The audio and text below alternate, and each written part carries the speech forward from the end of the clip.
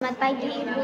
Perkenalkan saya Bidan Iswi yang berjaga pada pagi hari ini. Ada yang bisa saya bantu?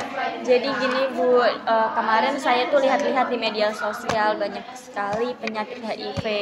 Nah jadi kan saya kurang tahu apa sih itu HIV gitu. Jadi saya ingin konsultasi apa sih penyebabnya dan gimana sih Bu cara mencegahnya gitu. Sebelumnya ini Mbak siapa? Abel. Mbak Adel. Ya, Mbak Adel, saya akan menjelaskan melalui gambar ini ya. Iya. HIV ini merupakan jenis virus yang menyerang sistem kekebalan tubuh manusia dan dapat menimbulkan AIDS. HIV ini menyerang salah satu jenis dari sel-sel darah putih yang bertugas menangkal infeksi. Nah, apa sih penyebab dari HIV/AIDS itu? Penyebab dari HIV/AIDS ini merupakan virus HIV, kemudian menginfeksi penderitanya dan menyerang sistem kekebalan atau sistem imun.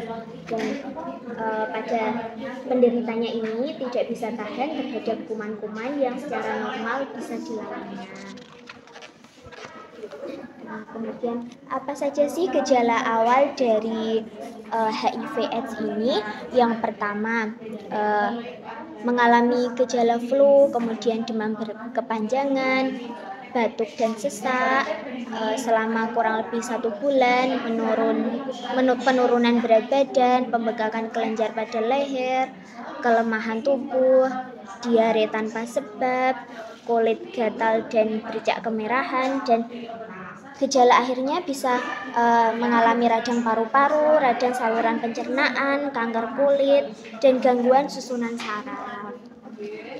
Kemudian cara penularannya HIV/AIDS ini bisa terjadi pada ibu, pada bayinya, kemudian melalui alat-alat untuk menoreh kulit, kemudian melalui darah dan produk darah yang tercemar HIV/AIDS, dan menggunakan 1 jarum suntik secara bergantian seperti itu.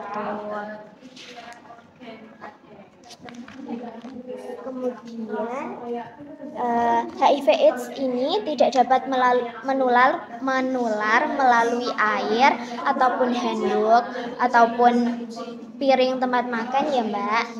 Juga tidak dapat menular melalui pelukan, berpegangan tangan, atau hubungan sosial lain.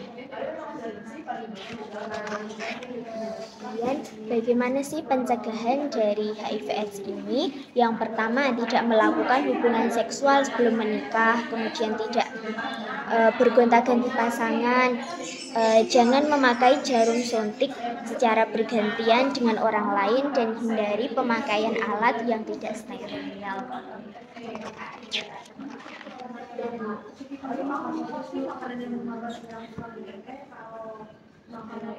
Kemudian apa saja sih pengobatan HIV/AIDS ini? Yang pertama bisa melalui NNRTI, kemudian NRTI, kemudian entry inhibitor dan integrasi inhibitor.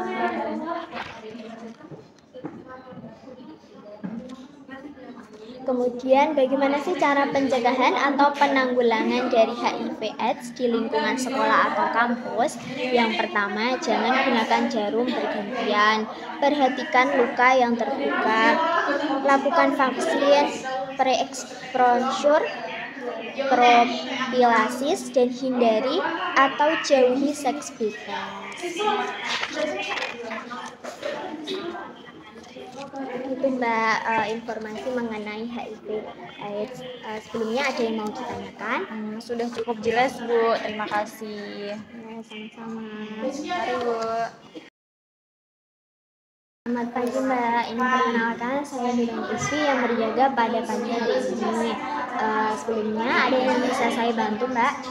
Jadi gini Bu, tadi pagi itu ibu saya menyarankan, katanya udah besar disuruh menjaga organ reproduksinya gitu. Nah, terus saya tanya-tanya sama ibu gimana sih caranya gitu. Terus katanya disuruh ke bidan saja biar lebih aman gitu. Jadi saya mau menanyakan bagaimana sih cara menjaga kesehatan reproduksi wanita ini tentunya pada masa remaja gitu.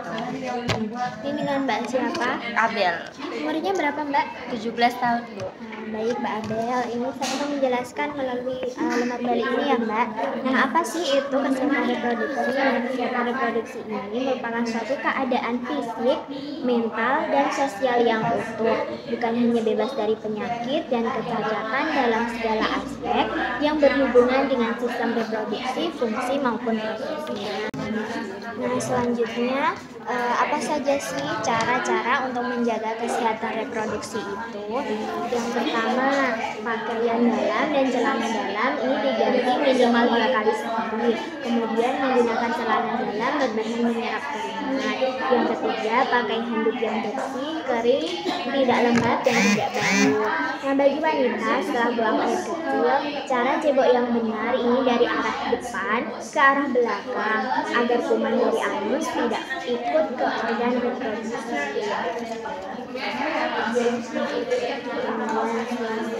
Nah, macam-macam dari penyakit reproduksi ini. Yang pertama ada gonorrhea. Nah, penyakit ini disebabkan oleh bakteri Neisseria gonorrhoeae dan ditularkan melalui hubungan seksual. Yang kedua ada sifilis.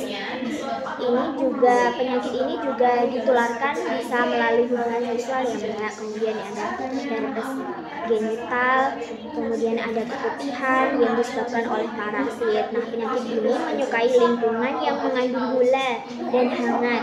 Jamur ini sering ditemukan pada wanita hamil dan penderita diabetes. Yang terakhir ada AIDS. Nah, disebabkan oleh virus HIV. Nah, sampai sekarang penyakit mematikan ini belum ada. Selanjutnya, seberapa penting sih untuk menjaga kesehatan reproduksi pada remaja ini? Penting karena untuk menjaga kesuburan tetap terjaga sehingga dapat menghasilkan keturunan. Nah, upaya untuk menjaga kesehatan reproduksi wanita antara lain dengan menjaga kesehatan kandungan karena apabila terjadi infeksi akan sulit terjadi kehamilan seperti itu. Ada yang mau ditanyakan Mbak Abel? Enggak Bu, sudah cukup. Terima kasih Bu. Iya, sama-sama. Selamat pagi Mbak. Pagi. Perkenalkan, saya Bidan Ismi yang menjaga pada pagi hari ini. Ada yang bisa saya bantu Mbak? Saya mau tanya-tanya soal tablet FE itu tablet apa ya Bu? Baik, dengan Mbak siapa? Abel. Baik Mbak Abel, tablet FE ini merupakan tablet yang mengandung zat besi yang merupakan komponen dari hemoglobin yang memungkinkan sel darah merah membawa oksigen dan mengantarkannya ke jaringan tubuh. Golongan ARV ini menggambar perkembangan HIV di dalam sel tubuh. Kemudian Yang keempat ada protein inhibitor. apa sih kegunaan dari zat besi ini? Kegunaan zat besi ini sebagai media transportasi bagi oksigen dari paru-paru ke berbagai jaringan tubuh, serta juga berfungsi sebagai katalis dalam proses perpindahan energi di dalam sel. Ini ya Mbak, gambar dari tablet FE bisa dilihat seperti ini gambarnya.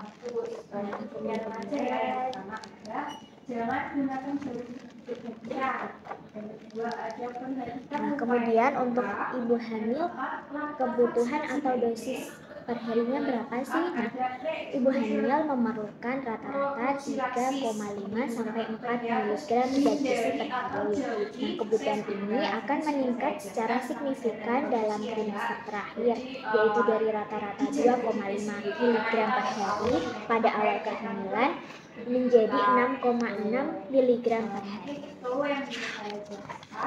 Yang selanjutnya waktu untuk meminum tablet FE. Ini pemberian tablet zat besi ini bisa ditoleransi jika dilakukan pada saat sebelum tidur malam. Nah, pemberian zat besi ini harus dibagi serta dilakukan dengan interval sedikitnya 6-8 jam. Dan kemudian interval ini ditingkatkan hingga 12 atau 24 jam jika timbul efek samping. Diminum dengan air putih yang mengandung vitamin C untuk mempermudah penyerapannya. Kemudian cara untuk meminum tablet FE bagaimana sih? Nah, pengobatan ini diminum 3 kali sehari di antara makan. Jadi pada waktu perut kosong, bukan saat setelah makan, yang dapat menghambat penyerapan FE. Kemudian selanjutnya, cara penyimpanan dari tablet FE ini disimpan di tempat yang kering dan tidak terkena sinar matahari langsung atau dekat dengan sumber panas, dan setelah dibungkus, dibuka dan ditutup kembali untuk menjaga kesehatannya. Kemudian apa sih efek samping dari tablet FE ini? Efek sampingnya seperti mual atau muntah, konstipasi, diare, atau tinja yang berwarna hitam.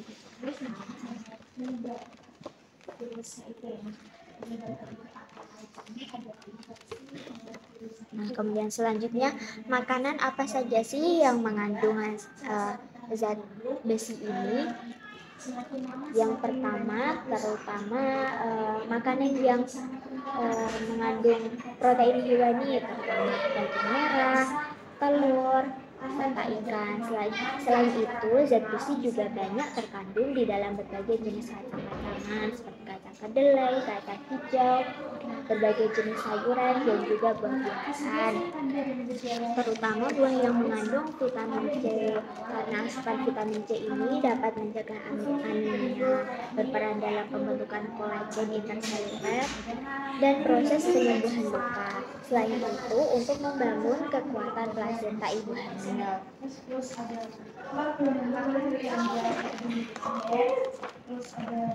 Nah, kemudian makanan apa saja sih yang menghambat dari penyerapan FE ini, seperti kopi, teh, garam kalsium, magnesium. Ini dapat mengikat FE sehingga mengurangi jumlah sarapan.